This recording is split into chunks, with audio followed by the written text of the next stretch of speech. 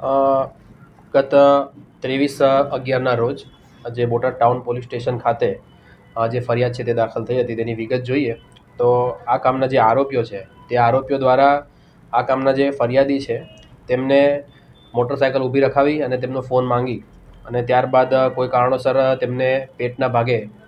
છરી મારી અને ગંભીર ઈજા કરવાના પ્રયત્ન કરવામાં આવેલો હતો.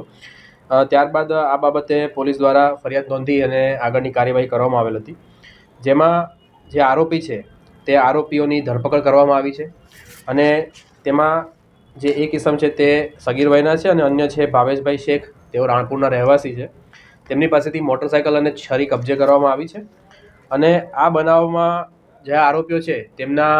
આ કયા કારણોસર બનાવને અંજામ આપવામાં આવ્યો છે તે બાબતે આરોપીઓના રિમાન્ડ માંગી અને આગળની તપાસ છે તે બોટાદ ટાઉન ચલાવી રહેલ છે.